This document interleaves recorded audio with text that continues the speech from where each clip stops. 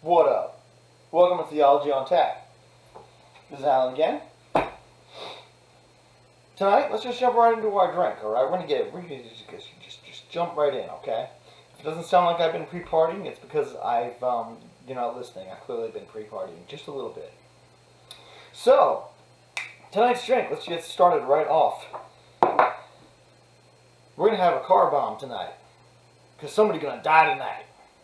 And then rise in 3 days. His name is Jesus. So what we're going to do is get some Irish whiskey here, some Jameson. You really shouldn't mess with this one. You want to keep it as Irish Catholic as possible. And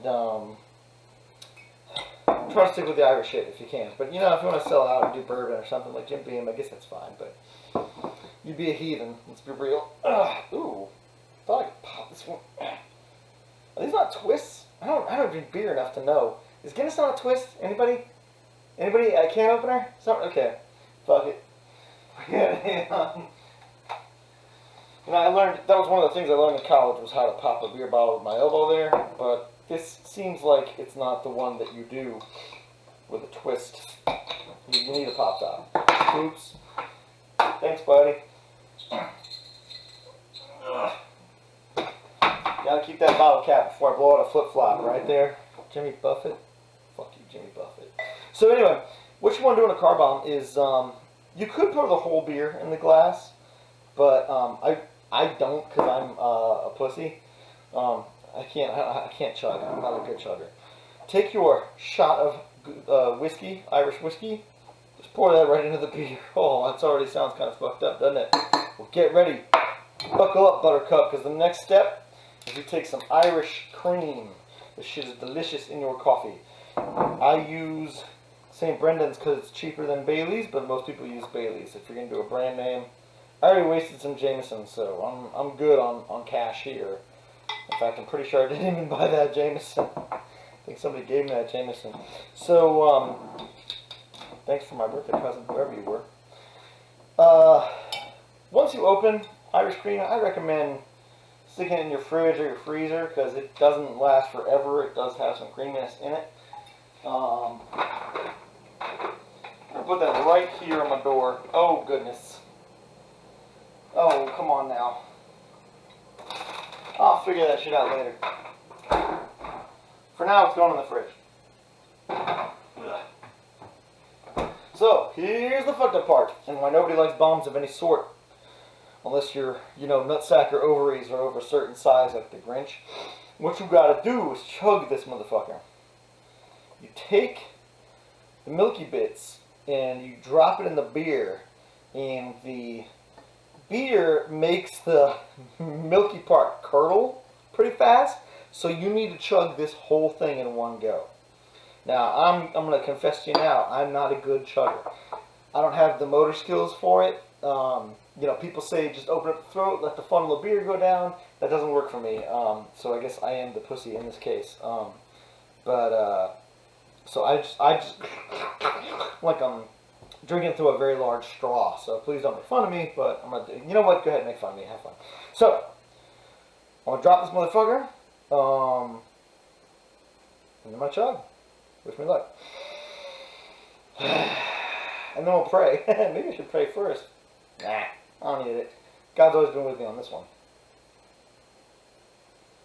Alright, 1, 2, 3.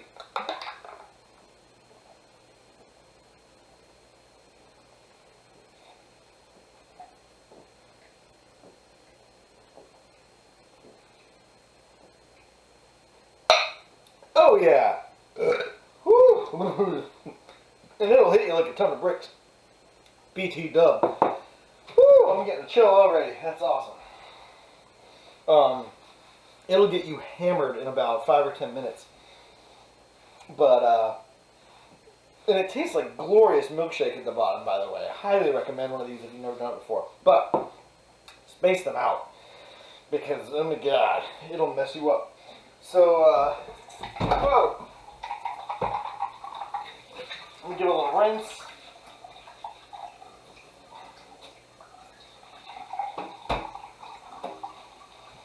I'll clean that mother later. And I think for now, I'm just going to kind of sip on my beer while it does the trick. The other thing we should do is begin as we begin all things. In the name of the Father, and the Son, and the Holy Spirit. Amen. Oh, what prayers did I already teach you kids? Saint Michael, the Archangel, defend us in battle. Be our protection against the wickedness and snares of the devil. May God rebuke him, we humbly pray. And do thou, O Prince of the heavenly host, by the power of God, thrust into hell Satan and all evil spirits who prowl about the world, seeking the ruin of souls. Amen. Remember, O most gracious, loving Virgin Mary, that never was it known that anyone who fled to thy protection, implored thy help, or sought thy intercession, was left unaided. Inspired by this confidence, I fly unto thee, O Virgin of Virgins. To thee do I come, before thee I stand, sinful and sorrowful. O Mother of the Word incarnate, despise not my petitions, but in thy mercy hear and answer me. Amen. Thank you for a delicious drink. Thank you for this ministry. Please help me not to fuck things up too badly. and just help me get at least one person out there enthusiastic about Catholicism. In the name of the Father, Son, and the Holy Spirit. Amen. So, one of the first things is the Incarnation, okay? Like, this is kind of a fucked up thing to think about. Actually, it's a really fucked up thing to think about. Incarnation, it's, when you look at that, it means, like, enfleshment, okay? Because carne, like carne asada, like it's meat. Incarnation is to make into meat. So that's when the Logos portion of the Trinity of God becomes enfleshed and becomes man, right? There's a deep, crazy significance to this that clearly enough people don't spend enough time thinking about how important and crazy this is, okay? So, first off, let's think about how complex our universe is, okay?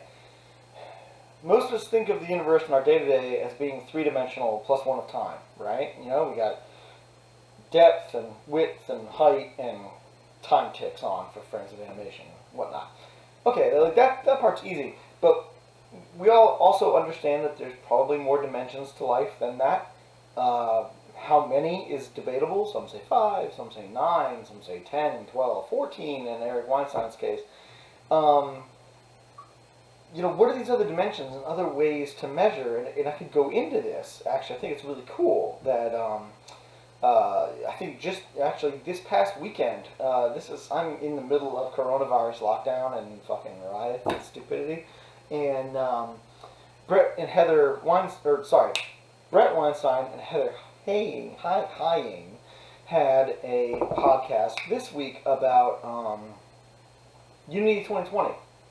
Go then, look it up. It's a great idea because our nation sucks, and it's not because like we're racist. It's because these two parties have co-opted everything, and yeah, it's time to overthrow the system. But anyway, one of the things that's really sweet is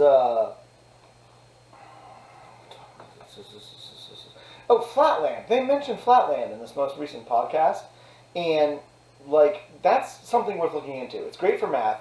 It's great for science. It's great for critical thinking and just kind of going outside the box.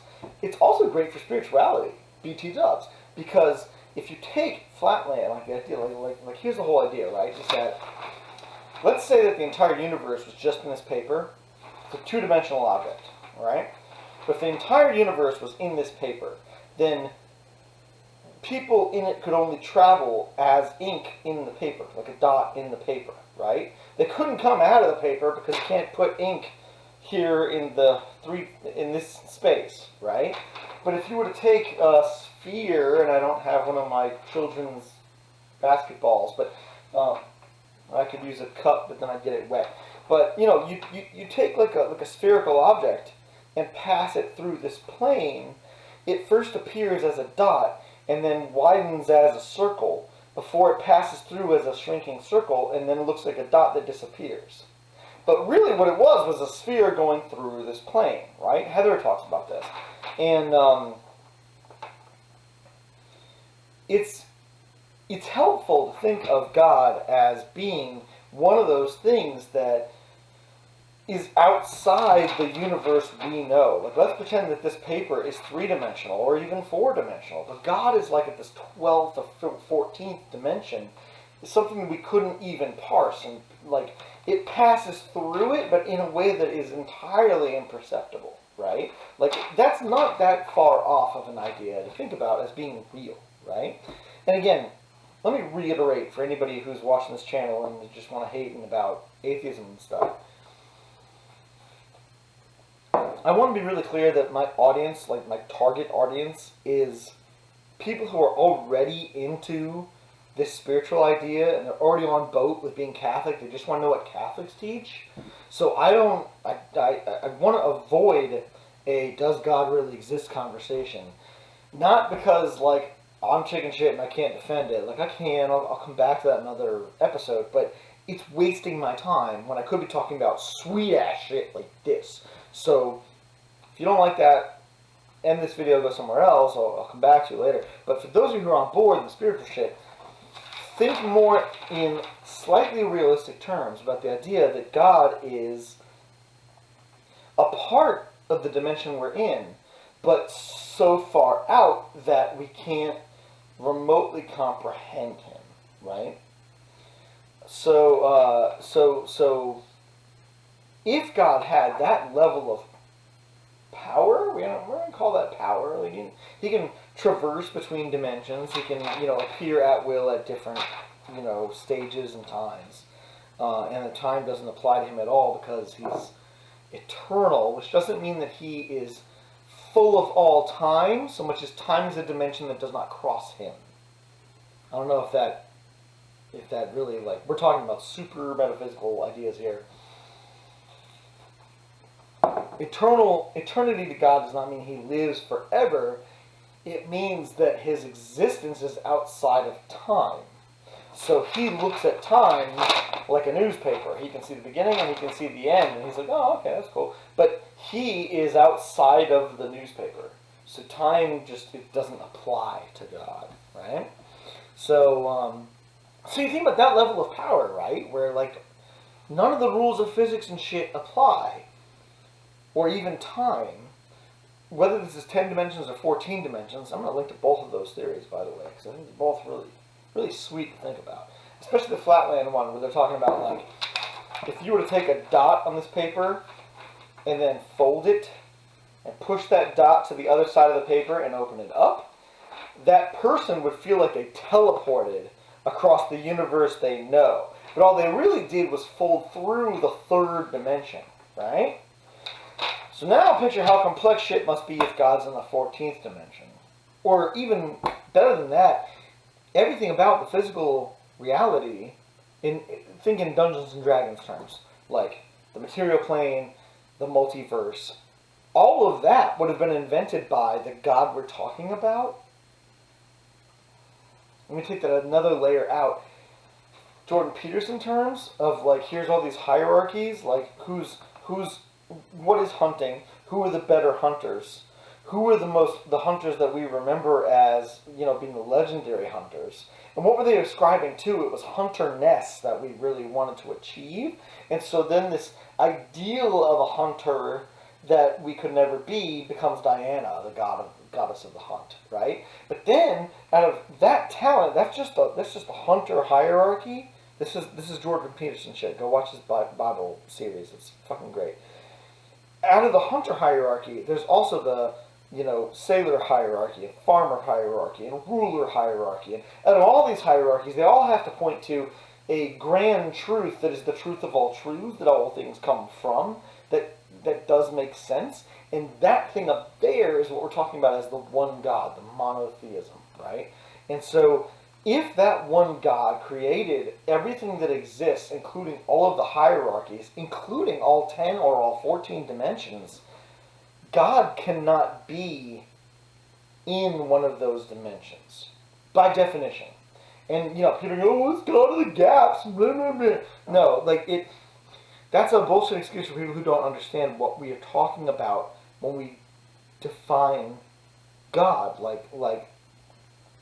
I'll have to get into this in another episode, I think. And it's not that we're trying to define God to escape the people who are going through, rational reason. It's that you don't understand the definition of God to begin with. And so it's already been said. Like if there is an ultimate consciousness out there from which everything would have come, then if everything came from it, then everything cannot be it. It is something different from everything that is. So even if there are 14 dimensions, I'm not going to say God exists in the 15th dimension. It's that God is outside of dimensionality. I don't know. Well, I'll come back to this in a future episode. I need to plow through what I'm getting through here. To take this back down to things that we can relate to. You think about this phenomenal cosmic power, right? You know, like the just all-powerful God that's out there. And it's kind of fucked up and humbling that he would want to walk among us as Jesus, as a human person with a human body, who can be killed. And then he actually was killed, big time, like publicly and slanderously. In fact, it's even worse when you think about it in terms of, the Old Testament goes through a lot, the whole Bible goes through angels, and the existence of angels, and the fact there's multiple choirs of angels. And I'll come back to this later. I'll spend a whole episode on this. But angels are of varying degrees of powers, of magnitudes of power. In, Dragon Ball Z terms, right? 10 to the second power, and 10 to the fourth, and 10 to the ninth power. Like, the seraphs have the greatest power. They're like universe shifting, and yet strangely they spend their time singing praises to God. It's a strange use of your power to us, but to them it's the most obvious use of their power. And then down from there we have I gotta go research before I do this again. There's dominions and powers, and maybe they manipulate things like maintain the Planck's constant, or maintain the strength of the weak force and the strong force that binds all of our atoms. And it's like, these are some fucking powerful angels that are ruling our universe. And then they come down to more temporal powers, like which people are born into royalty, and which people will be elected president. And then it boils down to, on the smallest powers. It's like your guardian angel. Your guardian angel is just in charge of you, man. It's a small jurisdiction. It's just your life. And, it's important. And your guardian angel can teleport and isn't seen, but they're definitely real. I would wager your guardian angel is, at some level, more powerful than you are. And by the same token, doesn't want to interfere in the material universe. And why is that? Why is the material universe so important to God that it not be touched? And then there's you, and your beer-spilling ass, who can't sit properly from a car-ranked beer bottle. There's you, who seems insignificant, and yet God loves you with all his heart. And the question then becomes, if you're so special as a human being, why is a seraph not totally jealous of you? I mean, yeah, they can move, stars and whatnot and change Planck's constant if they want to, but God seems really, really interested in these bullshit humans that can't do anything. They're stuck on a single rock around a single star system in a galaxy that doesn't matter, around an entire universe that is still expanding. And God really fucking cares about who's Pope? Really? Like, really? Just one human? That's a really good question to ask. Like, think about how important that is. Why wouldn't an angel get jealous of this? And it turns out, in the early Old Testament, there's a whole story about this, about St. Michael fighting Lucifer, and I touched on this in an earlier episode. Lucifer is one of the smartest angels there is, and he, is in charge of wisdom and critical thinking and that kind of thing, and God says, look, here's my plan. I'm going to create a bullshit, tiny, restricted universe wherein I'm going to walk among these cockroaches, and I'm going to let them know I love them. And Lucifer's like, that's bullshit. Because I can move planets, and I can change physics if I want to, and you don't respect me? You love them better? Like, why?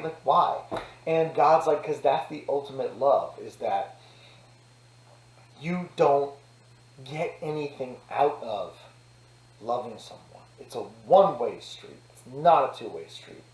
You care about their well-being, that's it. And Lucifer's like, that sounds like a raw deal. So, because humans didn't earn it. So Lucifer's like, fuck this shit, I'm out, I'm gonna, be the accuser, and blah, blah, blah. That's how the whole thing falls apart. So, so to take it another level deeper, right? You think about how powerful God is in this story. And yet, he decides, I'm going to come to earth and walk among my people, which is kind of what he reveals to Lucifer, and what Lucifer says this is stupid to. And I'm out of beer. I'm going to leave it for later. And God doesn't just come down as a human. Like the Jews were thinking, oh, the Messiah, when he comes, prophets been talking about him, Revelation, blah, blah, blah. And he's going to be this warrior, and he's going to be this king. No, he's going to be a warrior king. No, he's going to be a priest, the best priest. He's going to be a king priest. He's going to be a warrior king priest. And then he was born in a stable. Like, he couldn't even afford a night in a hotel. He had to be born, shot out of some lady's vagina right into where the pigs eat. Like, that's how God chose to come into the world. And it's like, it sounds stupid, but it's like, no, think about this though, and from a charitable perspective. God loves us so much that with his phenomenal cosmic power, he decided in the fullness of time to come to this peasant woman who was of good faith and good devotion to him, and be born son of a carpenter, blue-collar worker, bullshit artisan. Not even in his own home. Because there was a census going on, and Joseph had to go back to where his hometown was, and all this registration bullshit, and there wasn't room in the inn, and Jesus had to be born in a food trough where the horses were trying to eat around him in squalor. But God wanted to be there. He deliberately went out of his way to say, look, I could have shown up as a giant fucking Greek god, spewing lightning from my eyes and, vomiting fire and, peeing on all of your castles and making them melt in my piss acid. And he decided, no, I love the least of you. And I want to show you I love you by being lesser than the rest of you. That's really fucking humble. That, think about how it's condescending in the dictionary sense, lowering himself down to say, I know that I created everything and I gave you the law and I set the motion and the hierarchies and determined what the magnetic resonance was and when light would behave as a wave or a particle, but can you feed me? Because I love you. And I'm here with you. There's really something to that. And something to really meditate on, okay? It's a very bottom level thing. It's really fucking cool. And,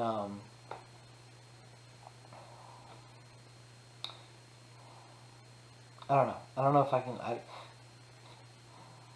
I could go on and on and on for hours about how important it is that God lowered himself to be here with us on this plane among the cockroaches because he loved us so much. Because he gave us the opportunity to learn what love is, the way he defined it, the way that he is himself love.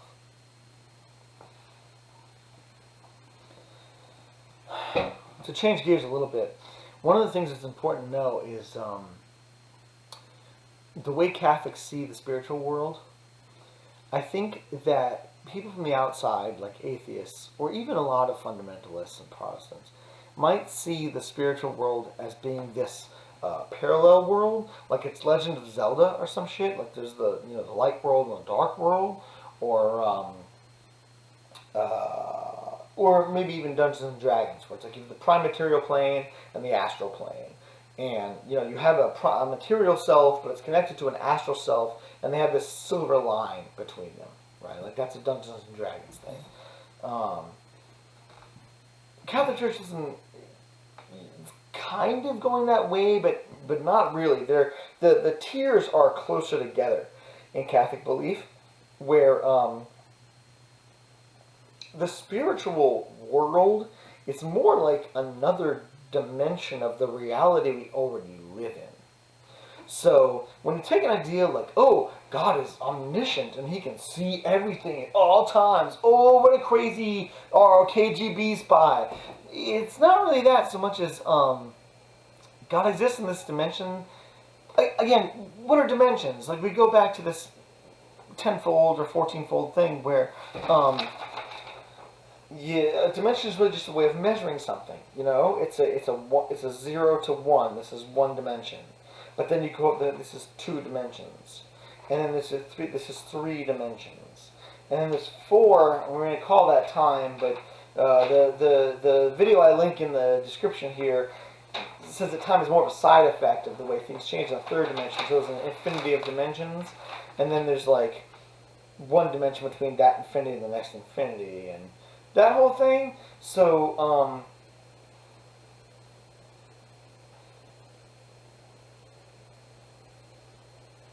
sorry, I'm reading my notes here. The spiritual dimension is, again, just one more way of measuring in the world we're already in. Okay? So it's another... That's the thing about, like, some people think of dimensions as being like a parallel universe, or like in Ninja Turtles, like Krang comes from Dimension X, if you remember that shit. And, but that's not what a dimension really is. It's just another way to measure realities in the world that we already live in. So the spiritual dimension, by Catholic belief, is just another way to measure the reality we already live in. Because the reality we live in is completely contained within the spiritual reality. Okay? Like the whole, the 3 dimensions plus 1 of 4, of time that we live in is entirely contained within a 10-dimensional or 14-dimensional, thank you, Eric, space that that we're in. And so spirit is one of these. And that doesn't mean God himself is one of these dimensions or even in one of these dimensions. God is probably outside of all of this.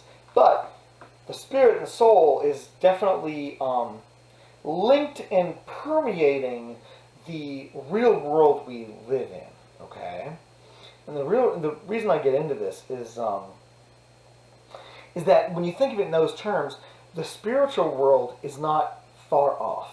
In the way that the Legend of Zelda is like, oh, you can go to the dark world, and you use this, magic mirror, and I deal with, like, Dark World Link, and he's a rabbit till you get the Moon Pearl. Or, like, D&D, where it's like, well, now you're in the astral world, so you can travel through astral travel. What do they call it? Astral projection.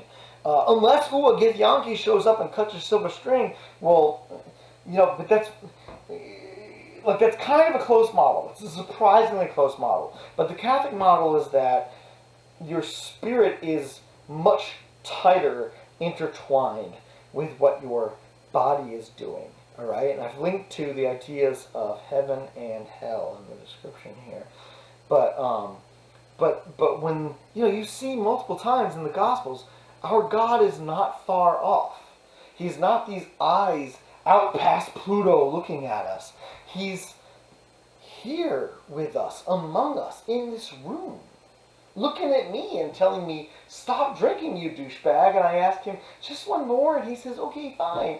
So I take this ice and I pour another shot of rum, and I keep talking because God is here with me, and he supports. Oh, thanks, God. Always pat me on the back. I can feel it. What a good God we have. And so the spiritual realm is not far off from where we are. And for all I know, my ancestors and other folks and souls are in this room too, looking on and judging me for being irresponsible yet passionate about my faith. And maybe that's a good thing. And I can't find it. There it is. Okay, maybe it is time to stop after all. You know what we're going to do is cut this with some extra mixer. Thanks, Uncle Walter. The one that died from cirrhosis. But that's just it, is that the spiritual world, the spiritual dimension is not far off because it's part of the dimension we already live in. And this is kind of what I'm getting at, right? Is that like Jesus is here among us too. If there was, three or more, or two, if any two or more among you gather in my name, I'm there, right? And it's like, that's the whole point, man. It's Jesus there for togetherness, and he's like a potential in the universe we already live in, right? What's weird is that there was this, some people in the early church, especially a guy named Manny, M-A-N-I, yeah, just M-A-N-I, Manny had this idea that he was like, well, what we do in our physical life, material life, is we're tempted to sin, and then we do sin. And once we die, we get judged, right? And then that's just it. So, so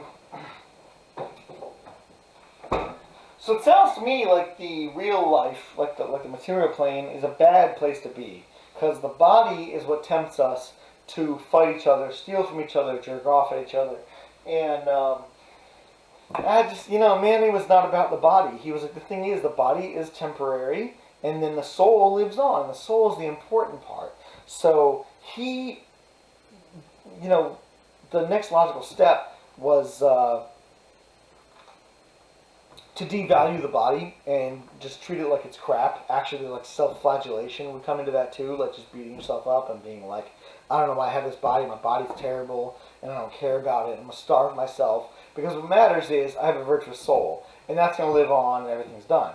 Well, the Catholic Church said, I don't know, well, sorry, when I say the Catholic Church, I mean like the only church at the time, because this was like the Apostles' successors' time, like immediate successors, like in the 100s, and they were like, pretty sure all the apostles would have said, you're full of shit, Manny. This is called Manichaeism, and I don't know why the K is in there, but it's Manichaeism. M-A-N-I-C-H-A-E-I-S-M. Manichaeism was basically saying there's this duality where your body is bad, but the soul is good. So don't worry about what wrecks the body as long as you make the soul good. And everybody who was following Jesus, all the apostles and everybody, the bishops, the first bishops, were like, no, man, you're full of shit because, think about this. Every human being is not exactly one half their mom and one half their dad. They're all a marble rye. They're all a mixture. They're all yes and no. They're all both and neither, And especially when you look at things like Jesus himself, right? Who's supposed to be the Son of God, but also the Son of Man. And Manny's over here trying to posit that the body itself is evil, and yet, when Jesus appears in the upper room to all the apostles, except for Thomas, because he was sick that day, I guess, Jesus is like, shalom, bitches, and they're like, what the fuck? And then he's like, check it out, man, I came back to life, and here's all the things you do, and do communion. Remember I said, every time you eat this bread, and oh, fuck. And then the next day, they're like, dude, Thomas, you fucking missed the shit. We were all up in the upper room again, or different upper room or whatever, but Jesus appeared to us. And Thomas is like, bullshit, you guys. You're smoking crack, and if it's really Jesus, I want to see him eye to eye. I know the way his mustache looks, and I want to feel the wounds in his hands. And Jesus says, what up, bitch? Thomas, touch my shit. Feel my scars. See that? I'm the real deal. Time out. Freeze frame. Jesus comes back to life not in a brand new copy of the body he had, in the same body he had. Stab wounds and all. Nails, spear wound. That tells the Catholic Church and all the apostles the body is important to you, to God.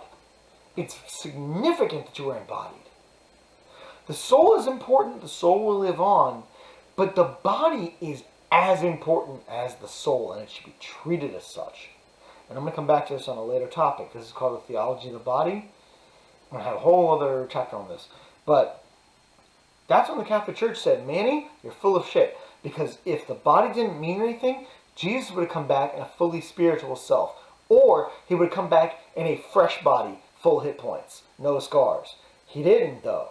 He came back in the same crucified body. So, if there is a promise of resurrection for us, which Jesus says there is, then the body we come back to life in is the one we have now. Treat it with respect. I'll come back to that later.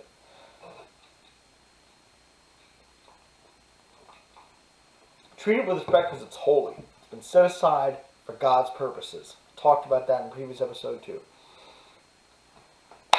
But there is a spiritual dimension. It is a part of the same reality we live in. So the things you do with your body affect your soul. And the things that you can do to right your soul will affect your body. And we know this as a truth because we see it reflected in several other religions around the world. You know, like you got Chinese medicine that wants you to get your qi balanced. And you got, Buddhism that wants your chakras aligned. And once you get these things going, your physical life also reflects the balance of your spiritual life. So, like, instinctively, many humans around the world over thousands of years all interpreted, thanks Bent Reinstein, that there's got to be a spiritual dimension that needs to be in line. And,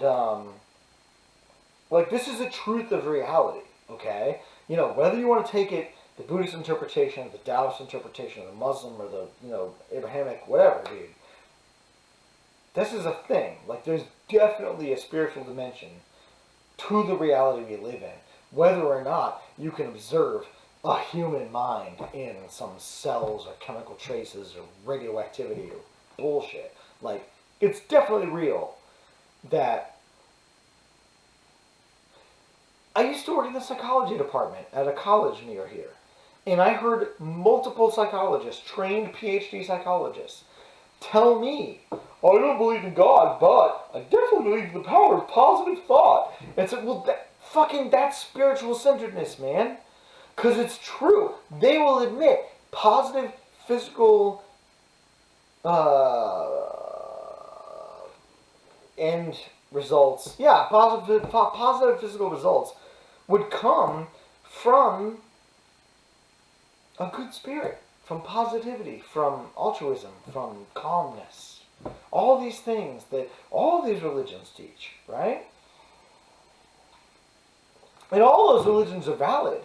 I hate when people say, oh, well, the Buddhists also discovered that if you treat people right, then, good things come to you. That means Christianity is bullshit. No, it means you're bullshit. It means that Christianity is the truth of the reality, and the Buddhists also recognize the truth of reality. They just didn't have that extra piece of the puzzle that is revelation. They didn't actually meet Jesus himself. But they're right. They are right. In fact, I don't know why this doesn't double down on how right Catholicism is. That's how I see it, but we'll get into that later. So, again, the point is, you do right in your body because you are connected to a soul. And the soul does not exist in this alternate universe. It exists in a extra dimension to the universe you are in now, that you share with that soul. Okay? It's in the 7th or 10th dimension. Okay? And it works both ways. In the way that if you... Think about it this way, right? It's really well known through a lot of even statistical studies that are entirely confined to the material world, empirical data, if you will, that if you exercise, it helps your mental health. And if you can get your mental health together, it'll help you to exercise more, to have the discipline to exercise more. These play off each other. One can help the other, right? So now, just add a third dimension to that of soul. If you can focus and be disciplined, your soul gets better. But if your soul is better, it also helps you to be disciplined in better spiritual health, or have, better luck, I guess, or relationships for sure, and even better physical health. Maybe you stave off disease. And this is, like, it sounds like bullshit when I say it, but it's like, dude, we've had so many saints that just pray and pray and pray, and then their cancer goes away, or their polio goes away, or, like, there's a fuck ton out there, man. And just look up Incorruption of Saints. Look up Incorruption. Incorruption.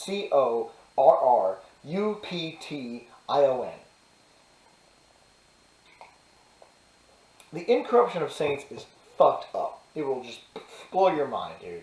Because if your soul is aligned, the body will follow suit. Because it's all tied together. It's not this alternate dimension like Zelda's Dark World. It's an overlay dimension.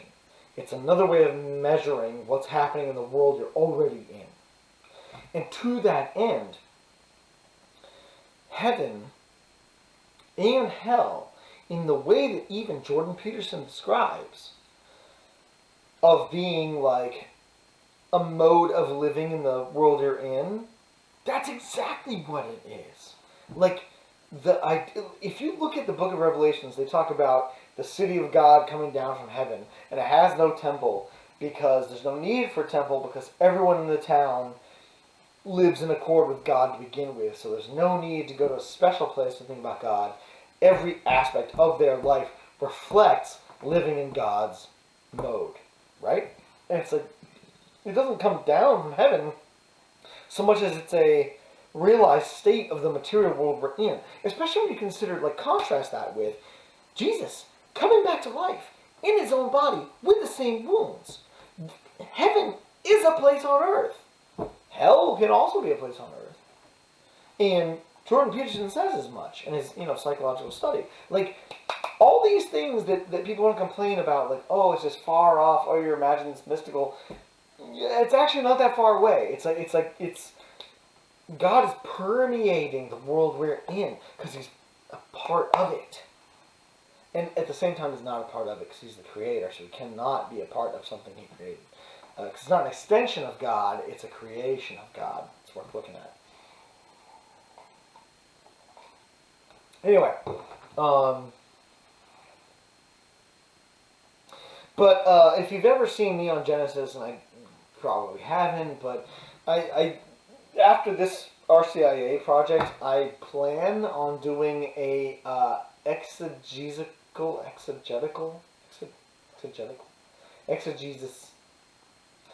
I'm going to critically watch Neon Genesis and give my Catholic perspective on every episode of Neon Genesis, and pause it and give commentary, and we'll see how that goes. But one of the things I think is really sweet about Neon Genesis, the original anime from the 90s, was the last two episodes that everybody pans. And like, oh, 25 and 26 was all this bullshit philosophy. Well, actually, that's really fucking important. It turns out that the reason the guy wrote that anime was so he could have those two episodes. So, suck my dick.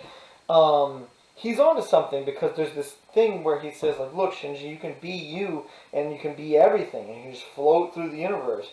But it's kind of useless if you do, and you don't know why you're here. So let me give you a limit. Let me draw an Earth, and now you can walk on it, and it's 2D, and so, like, now you can actually change your fate. I mean, you always could change your fate, but you didn't have a reflection of how you're changing your fate, until you have this contained environment within which now things make sense to you. There's some feedback, right? And also, it's easier for you in your infinite brain, or not even infinite brain, that's the whole problem, is that as a human who is less than a guardian angel, which is less than an archangel, less than a power, and a dominion, and all this other shit, there's only so much you can comprehend at that power level of knowledge, and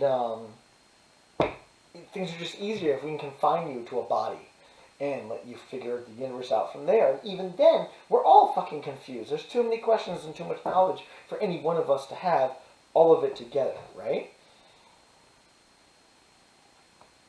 This is all contained in Neon Genesis 25 and 26, and it's really fucking good to me. But, But this is the idea, is that like those limits do help you understand yourself, like the entity that is you and your relationships to others. But then it also in the process reduces the concept of what you could be and what others could be. And it's the same. It goes back to what I was saying about music and genre. Where if you define a genre, you give it a name, it's great that now you can identify that thing, but now when people say, oh, I want to play funk, well, they've got to conform to the definition of funk. I mean, they don't have to, but it's easier for them to fall into the trap of conforming because it's been defined. Which is why, for thousands of years, Jews did not want to give Yahweh a name, because that would confine him to the name they gave him, and they understood that his truth was the ultimate truth that could not be confined. It was all of all, that is in all and with all and is all. Crazy shit, but like seriously, just this is shit worth brainstorming about. Maybe when you're sober, like lay under a tree and take an hour to stare at the clouds and think about it. I know I did when I was 16. So anyway, getting in from having that bodily experience of Jesus walking the earth, of God himself walking the earth and sacrificing himself to us. And I think I might get into that a little deeper later too. I should really have to, because I feel like Protestants and fundamentalists especially really fucked up what it means for Jesus to be human. But St. Paul talks multiple times throughout his letters in the New Testament about the mystical body, right? So mystical body of Jesus, mystical body of the church. What does this mean? He explains a little bit that,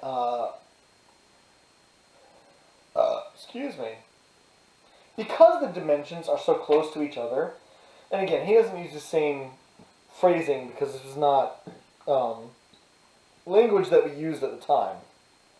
But I would say that he understood in his gut and in his head how this relationship worked just as accurately as anybody later, like Thomas Aquinas, could have defined.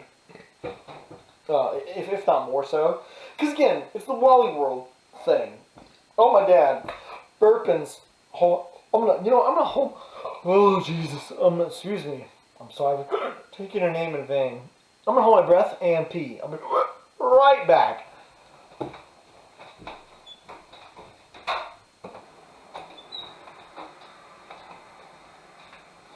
Alright, yeah, that did the trick. So, oh my gosh, where was I? Yeah, music and genre and shit.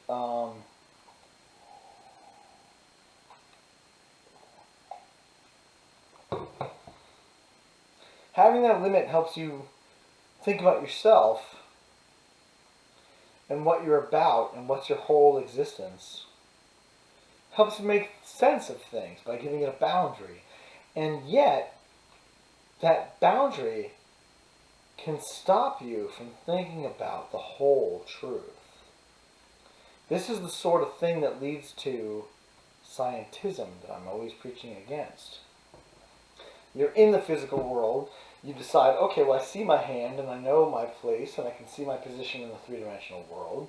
So if I can't prove that something is really true with something three-dimensional, even with like a tool, like a magnifying glass or a microscope or an electron microscope, if I can't prove these exist, then I guess they just don't exist.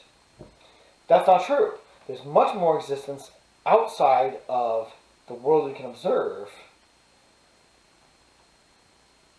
You've just been given the limit of mortality in your body so that you can make sense of any of this shit. Because if you weren't bound to that and you were just a free consciousness, at the power level you were made at, you would collapse in on yourself. It would fuck you up. I think that's what's going on. Oh no, we're talking about mystical body. So,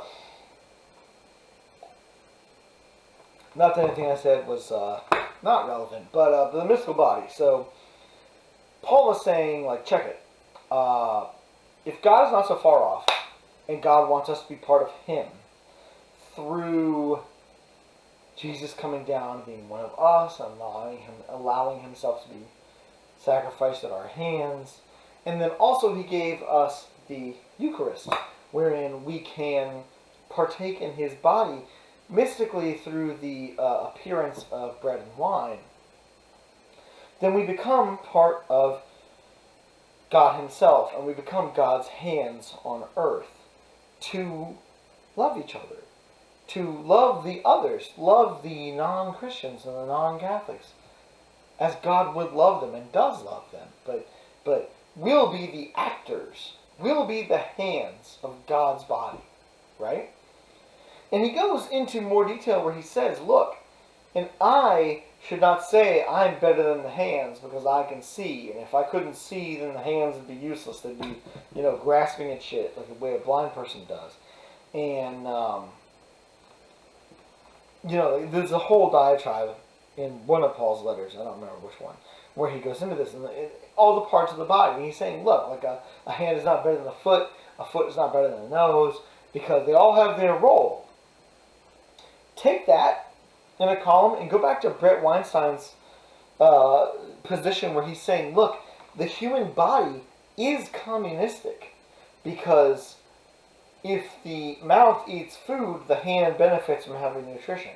And if the eye can avoid danger and then the feet move with it, everybody lives. Like, a single body is very much communistic. But outside of that, communism is a terrible idea, because we're all going to get enslaved to act as one. Only a single life form acts as one. Multiple life forms, even of the same species, still act independently. There's competition, which is not necessarily rooted in evil, but just a natural consequence of fighting for resources, right? And so communism really only works in a single body. And what Paul is saying in his letters is that as Christians, and by Christians I mean Catholics, let's just boot it to the door. As Catholics, and I'm booting off everybody else because fundamentalism is stupid, and most Protestants are on the slippery slope toward fundamentalism, which is stupid, so boot. As Catholics, we're part of the mystical body of God. We all should be working for the same spiritual health of the whole team.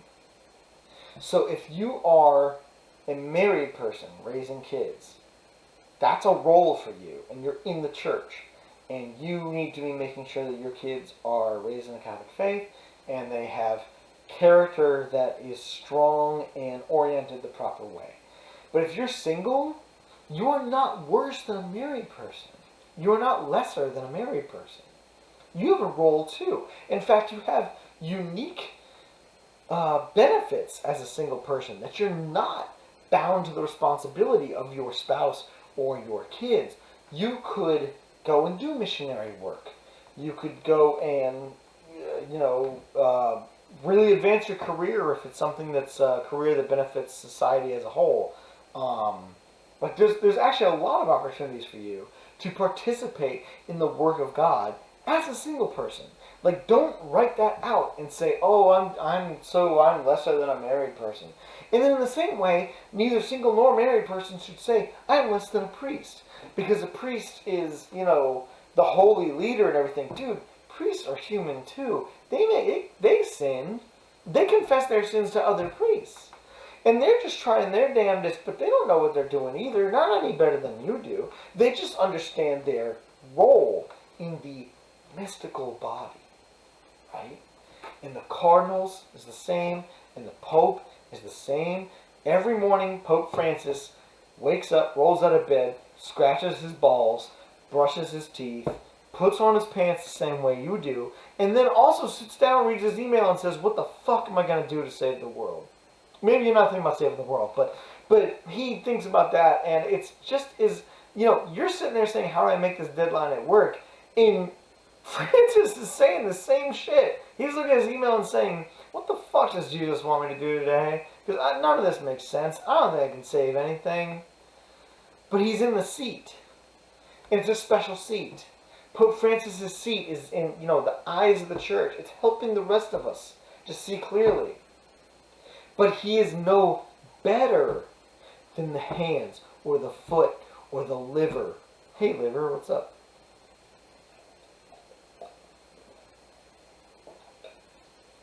Pope Francis, it's just a role, man. We're all in this together. And the best part is, Jesus is really driving this whole train. At the end of the day, Jesus is the head of the church. And we're part of him. How do I know we're part of him? Communion. The communion you get at Sunday Mass, or any Mass, actually daily Mass. Think of that as like a red blood cell that comes to you as a liver cell, a pancreas cell, a lung cell, a hand cell, a skin cell. And you take the oxygen and the nutrients from that communion, and you're part of the body now. This is your life. This is what keeps you alive. That spirit that comes to you through the bread and wine, this is what keeps you part of the mystical body. And it doesn't matter how low or insignificant you think your life is as a hair follicle. Buddy, you're keeping some other people from getting a sunburn on the head, okay? So fucking be a hair follicle. I know you seem, you're out of place and you're useless other than style. But no, it actually serves a purpose. Do not underestimate yourself. If you're part of the church, you are a necessary part of the church. Take communion. Because communion is the circulation of the spiritual strength.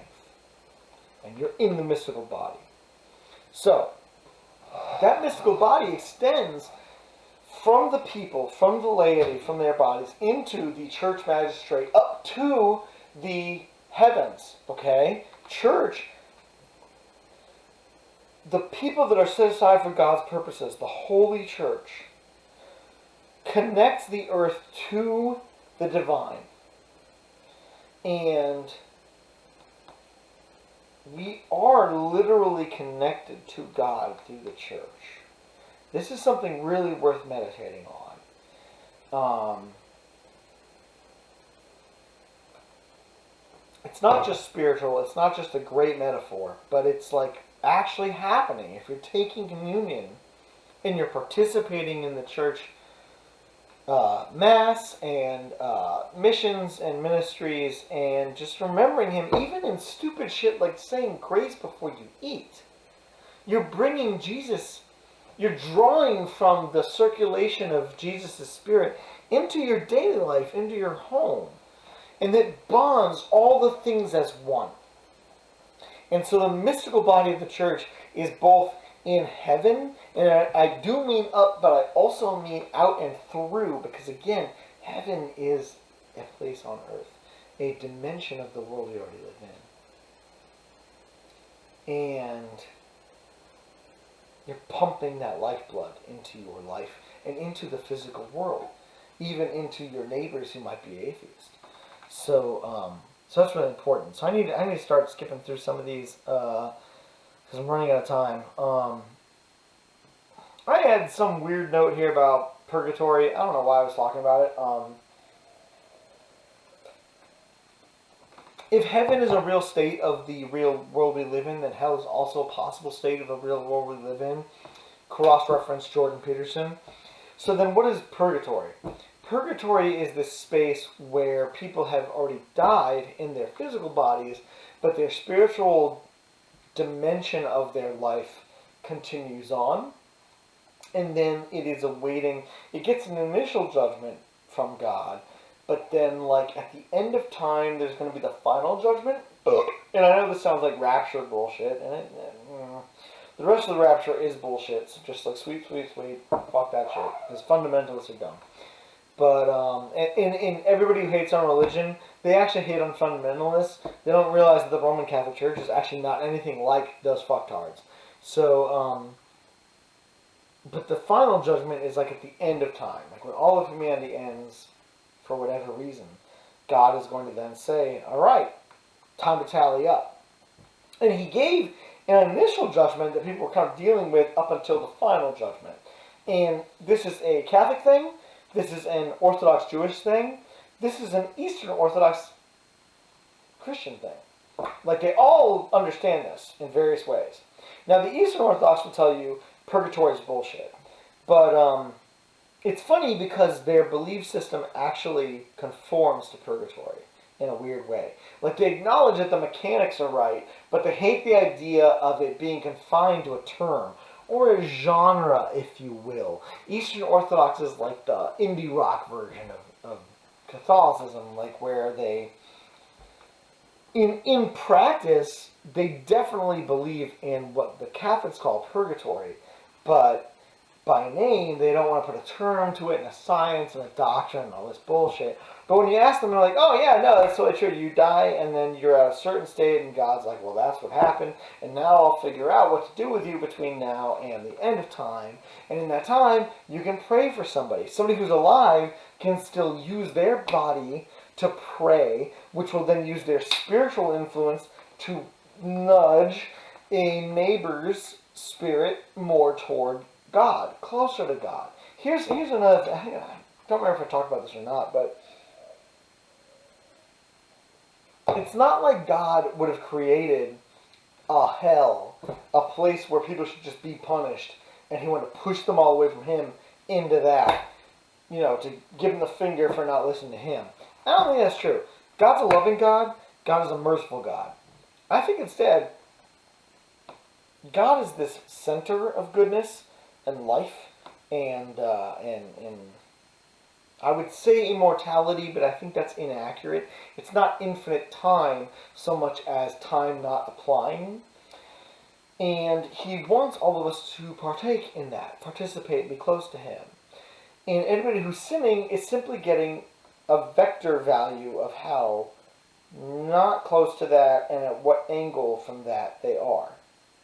And so hell is just some arbitrary radius, and by radius I don't mean 2D, I mean 3D. Actually, I probably mean like 7 or 8 or 14D distance from God that they could be. And God's very sad about that. If you really want to be there, he'll let you be there because he respects your choice and your free will. But if you want to live forever and be outside of time, you need to be tight to this idea of what God is. It's kind of where he's going at, right? So, and what's strange is that he gave priority to those in the corporeal world, the material world, to have more control over where they are in this geometry. Once it's done, they move much slower and more, it's almost like they're in mud, or like the space is thicker to get through, to move closer to where God is. And the only way they can move is through the prayers of someone still corporeal. It's weird that he would give the most control over those who have the least power in the universe. And when I say the universe, I don't mean the 3D universe plus more time. I mean the 14D universe. Like the least power level. He gave them the most opportunity to change position at the spiritual level, distance, dimension. And so I would recommend, and so does the Catholic Church, that you pray for those who weren't so great in life, but maybe deserve mercy. Or even if they don't deserve mercy, pray for their mercy. I'll tell you something really weird, man. I pray every night for the rapists and the child molesters, and especially the priest child molesters, that God shows them mercy. Because no one else is praying for that shit. Now, what they did wrong is fucking heinously wrong. I abhor what they did. But I'll tell you something. I've done some bad shit in my life. Not that kind of shit. I never raped anybody. That's way far on. But if I'm going to get any forgiveness, I need to have God's level of redonkulous mercy for the most heinous of crimes, in order for me to be justified for just being forgiven for, I don't know, masturbating porn. Like, I mean, it sounds like such a namely-pamely sin, but if God can find it in him to reach out to those worst, the sworn priests that molest children, and say, you fucking idiot, I hate the things you've done to the children I love, but if you could turn your shit around, I would still give you a chance. That's Jesus' forgiveness, dude. That's the level of Jesus' forgiveness. It's deeper than any human could give. So I aspire, the shithole that I am, the way I've been condescending to my friends, the way that I've insulted people I don't know, the way that, like, I've committed a shit ton of sins. And if I'm going to be forgiven, I need to be supportive of the idea that God would forgive the worst among us. And that's why I pray for them. I hope somebody prays for me who has done a lot less than they have. But, I don't know.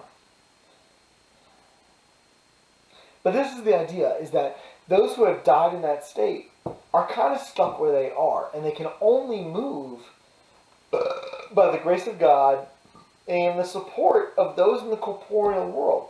The church divides all souls into the church triumphant, which is those that are in heaven, be that a mortal who died in a state of grace and went to heaven, or the angels themselves who are already born there.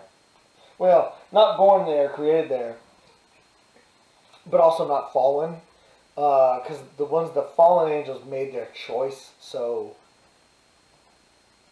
I don't know. But anyway, the church triumphant is the angels that chose not to do that, that fall in line, and also the mortals that went along with God's plan is the church triumphant. They've died and they've gone to heaven. And then the church militant is where we're at. That's us in the primordial, so the material plane in D&D terms, the empirically knowledgeable plane of existence. We're the church militant. We are both fighting sin for ourselves and fighting for forgiveness on the part of those who already died who might have not had forgiveness. Which takes me to the third rank of the church, of the mystical body of the church, which is the church suffering. Those that are too sinful in the prime material plane or die in a state of sin and are headed the downward way on the spiritual plane. We can pray for them and rescue them from the abyss. Strangely, all the power is given to those of us in the corporeal plane. I don't know why God chose us, but it's great they did. And we should think about this and use our short lifespans in the span of human history, the span of reality's history, 6, 7, 19 billion years, however old the universe is. Less than a century we live is really fucking important.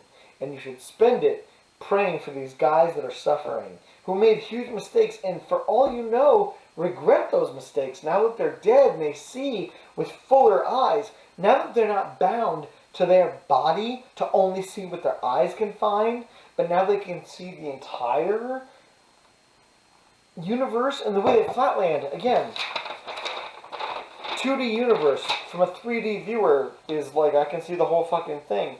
But they're like, oh, you teleported. No, these people that died in a state of sin, they're fucked. But now they can see everything about our universe. And now they realize how bad the life they led was. And there's nothing they can do to change their standing with God in the 10th or 14th or 17th dimension.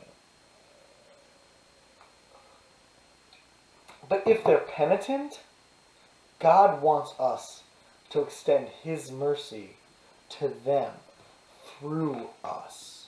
So we should pray for the sinful, especially the sinful dead. That's altruism. That's God's mercy the way Jesus said to do it, man. So that said, let's move on. No, this is kind of a random extra thing, and I'm kind of over time, but I'm just going to jump into it because it's on my notes, and I'm too dumb to not follow my notes. So, you got, boy, this is kind of a sidebar. Uh, the Catholic Church has authority in a way that other churches don't. Not Protestants, and definitely not evangelicals. But the Eastern Orthodox Church has a stake in this, but the Catholics and the Eastern Orthodox, they are direct descendants of the apostles. I think I talked about this earlier, where Jesus chose 12 to follow him, and 1 to betray him and kill him so that he could be sacrificed. Okay, fine. Fuck that guy. We'll bring in another one. Okay, so another 12. And they were going to carry on his work. They were going to live the way he lived. Because remember, they lived with him. They knew when he got up in the morning, what he liked for breakfast, how his poop smelled, and his BO.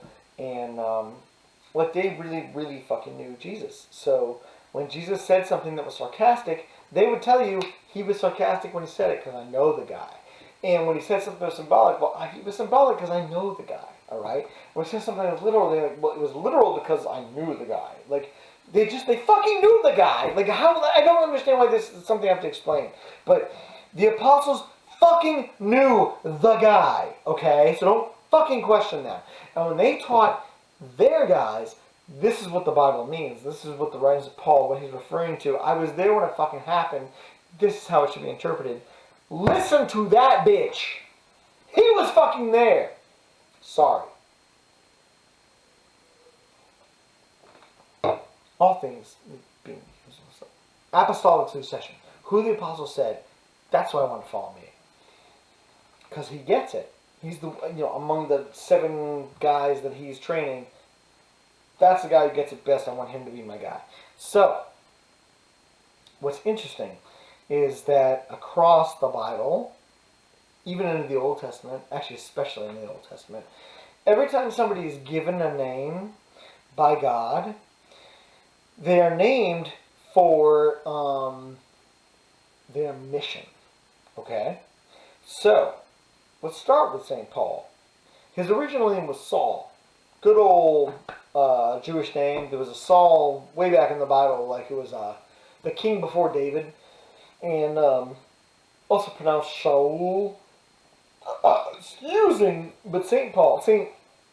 Paul, who was Saul first, he saw a vision of Jesus while he was riding his donkey to Damascus, where he was going to slaughter some Christians, BG dubs. And he had this vision of Jesus from his donkey that was so bright that it knocked him off the donkey. And the donkey was like, oh, you're God. Like, I can tell you're peaceful, so shit happens. But Paul was like, what the fuck? And Jesus was like, bro, you're persecuting my folks. Like, why are you such a hateful shithole? And Saul didn't know what to make of it. And then, Jesus is like, you're going to be Paul, and now you're going to fucking get your shit together. And Paul means humbled. Because Saul, when he was the rabbi Saul, he was really fucking knowledgeable. And he led the charge against these heretics that were following Jesus. And I'll get into that another day. But he got humbled by Jesus and became Paul, the apostle, which means humbled. So Jesus gave him that name to say, this is your purpose in life. Your purpose is to be humbled. And that's good for you, right? Abram is another great example. Old Testament guy. Abram is told by God that he will be called Abraham, which is Hebrew or Yiddish or some shit, for father of a multitude, which is true. He was father of the Jews, who then spread throughout the earth, and then later also the Christians, and in a way that spread throughout the earth. So the spiritual father is Abraham, and also the Arabs, like through Ishmael. We'll come back to that too. But like Abraham is like, all of civilized society came from Abraham, through genetics or through spiritual following. So, Abraham, father of multitudes, true. God names folks for what his plan is for them, their mission. right? You got Jacob. Jacob's a good dude. Until he wrestles with an angel to say, like, I don't actually remember the whole story, but he wrestles with this angel, and he actually beats the angel, is a strange thing. I think the angel takes the form of a human body just so he can wrestle. But Jacob fucking beats his ass, and he's like, what up? I'm the winner. But the thing is, it was a struggle. It was a hard fight. And so Jacob takes the name of Israel, which means struggles with God, wrestles with God. That pretty much dictates Israel's history, like from there on. Israel has always been struggling with God, trying to figure out why their position is so shitty in world politics, right? And if God loves them so much, why are they treated so shittily? And they're just always wrestling with God from ancient times till now. And then you've got Emmanuel. Emmanuel means that God is among us, and that ends up getting used as more of a title because Jesus is not named Emmanuel; he's named Jesus. But that's the idea. Is the name Emmanuel means God is among us, right? So that's the title that the prophets give him. Meanwhile, Jesus actually ends up being named Jesus, and by the way, it's actually pronounced Yeshua, and Yeshua means God saves, which is a spin-off of Joshua, which is if you just want to be saved by a guy named Josh, I guess. But yeah, it's Jesus saves. And then Simon, Jesus' best friend, he gets renamed Petros. He's the rock, the solid foundation that Jesus wants to found his following on, his church, his order. Ecclesia, which means order. So Simon gets renamed Peter because of Peter's mission. His job is to be the rock, the foundation of the church, right? And so because of that, every time, like this is the pattern, is that every time someone gets renamed in the Bible, they get renamed for their role in God's total plan.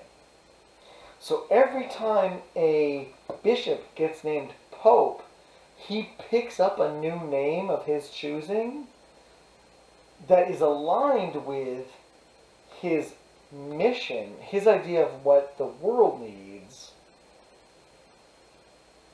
to try to align with God's purpose for him being named Pope. Okay? So that's in the same way that Simon became Peter, except that Jesus said, Simon, you'll be Petro the rock. After that, they kind of guessed at it. So, like,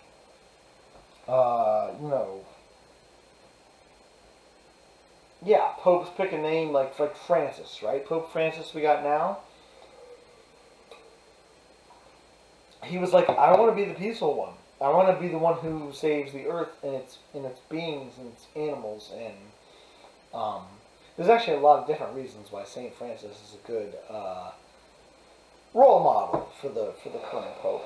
But that's his idea, is that he's defined his papacy, his reign, by a mission that he will live from now till his death. And he'll live that out in his role, in his office. And so now he is not Bergoglio, he's fucking Francis. And this is, in a very small way, if you were going to be Catholic and you're going to get confirmed, you're going to get baptized, confirmed, and made a real Catholic, you should choose a patron saint. And the idea is that patron saint should be someone whose life aligns with what you've chosen as a mission for your life. So now you dedicate your life from the time of becoming Catholic to the day you die toward this mission. And you'll be known, or you should want to be known as the embodiment of this saint you name. And the saint you name should be indicative of the mission you want to live out in your life. So for instance, I chose St. Michael. I'll be real I shortcutted it because my middle name is Michael and I want to be lazy. Also, St. Michael the Archangel is a badass, and I like the idea that he was supernatural and had a giant-ass sword. But truth being told, I do feel like that was actually a good choice because the rest of my life has been spent defending the faith to my friends, to my wife, who ended up converting because of me. Like, that's what I do, man. Like, Mikael, like, who is God? It's not fucking you. You can't claim it. Like, I do feel like I live that as much as I possibly can. And that's what a patron saint should. So I also think that it's very significant that Jesus, when God decided to come down, condescended himself to walk among us as a cockroach like us, that he did not do so as a king or a priest or even an educated person. He was just some guy that worked with his hands. He was the son of a carpenter, right? He didn't write in his life. Jesus did not write a book. Not the way Muhammad did. Yeah, that's a shot at Muhammad. I'll take that out. He didn't write a book like Muhammad. He instead chose 12 dudes to live with him, like roommates.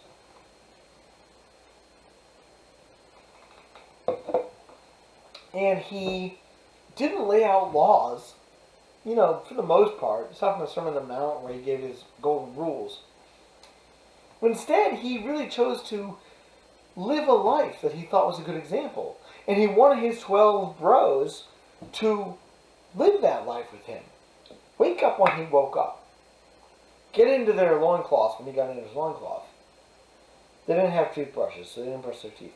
But ate the same food he ate, Walk without sandals when he didn't walk without sandals.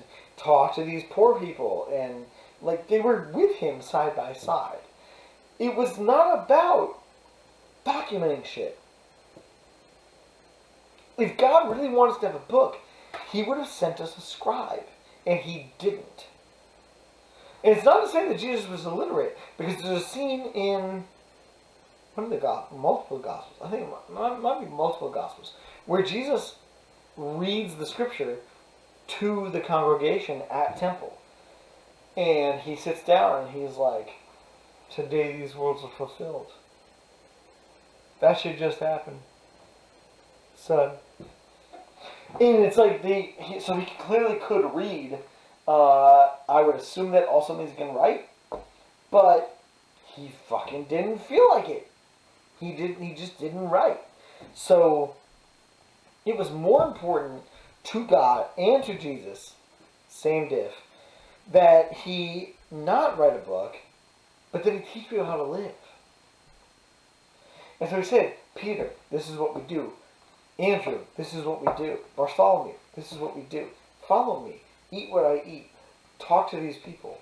Be kind in this way, And he said, look, it's life. I want you to live my life. There's something very significant to this. In the way that my Wally World riddle works out, right? Where it's not what he said, and it's not anything you wrote because there isn't anything you wrote. It's how he lived. It's how he thought. It's how he felt. And the apostles knew that. And fucking no one else did. And the apostles chose their successors, saying, you're the guy. I don't know how to formulate this in word, but I can just tell and feel in the way you talk and the way you emote and the way you treat people. You're the guy. You're the one I want. And they named successors. I think it's very significant that God would not confine himself to a book of words. Because I think he tried that shit with the 10 Commandments. And it didn't work out. Because the 10 Commandments had to be expounded into Deuteronomy and 613 anal retentive bullshit rules. That we all know. And the atheists love picking on that shit. There's so many stupid rules. Great for all of you for being anal retentive about the wrong shit. Jesus taught these guys how to live. And what's important is how they live. Not what they say. Not what they write down. not what they codify and make doctrine. And this is kind of where I relate to the Eastern Orthodox, is that they're like, this codification is kind of bullshit. It's the mentality that's more important. Good for you, Eastern Orthodox. I guess the last point is that the Ark of the Covenant preserves the faith. That's weird. I don't know why I have this note here to myself. I wrote that I was sober a couple of years ago. So,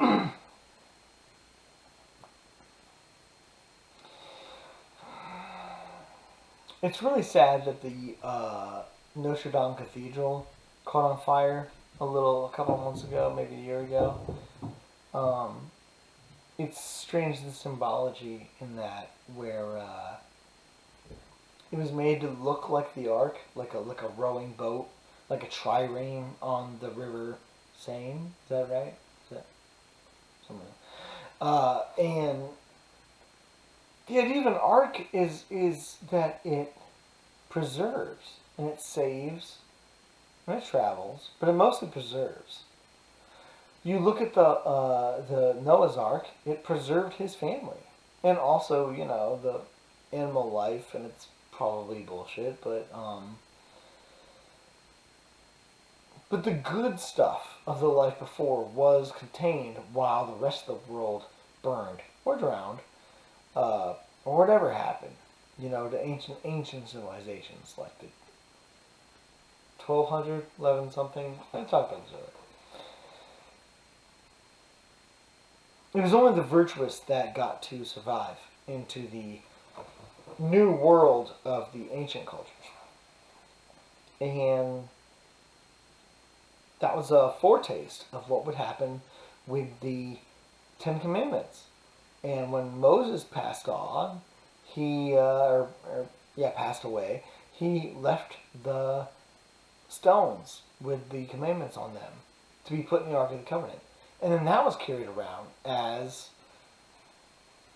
the God, which is interesting because at that same time period, other polytheistic cultures would go into war carrying an idol of their god to say, this is who's leading us into battle, rather than a flag. I mean, they could do a flag too, but generally speaking, they actually brought the idol god, like a metal statue or a stone statue, into battle and say, yeah, this is our guy, his dick is in your butter dish, taste the pain. And the Jews were like, you can't actually depict our God because it's the ultimate truth of ultimate truths, and it would be stupid to reduce him to a name or even a likeness, especially a likeness. So, yeah, here's this boat, here's this box we got that we call the Ark that carries his commandments. And so, like, here's this word, but there's no picture of that God. No two-dimensional painting, no three-dimensional sculpture. Just, his word is going to stick its dick in your butter dish. What's up? And they would do that, and they won multiple times to conquer the Levant. Levant. Levant. And, suck it. So, the Ark preserved that idea. And Noah and his Ark preserved that idea. And the Virgin Mary preserved that idea, carried Jesus into the world. And now that Jesus is dead and left, and resurrected, and left the mission to the rest of us, the church, the Catholic Church, is the Ark that carries that same God's presence. And I don't mean an extra dimension, an alternate universe that affects ours. No, part of our universe, part and parcel, another dimension of the same universe we live in, is preserved in the Catholic Church through the Apostolic Succession, who they named as bishops that would succeed them, who they would name as bishops that succeed them, who they would name as bishops that succeed them, and bishops to bishops to bishops, and then they succeed to this day. The Catholic Church is still the ark of the promise that God made with us. He's with us in communion. And if you want that spiritual oxygen and other nutrients, go to Mass, get that communion, which is the red blood cell that'll give you the nutrients you live, to breathe full life into you as a part of the mystical body of the Church, which is part corporeal and part spiritual. And honestly, there's not that big of a difference between them. Amen. In the Father, Son, and Holy Spirit. Peace out.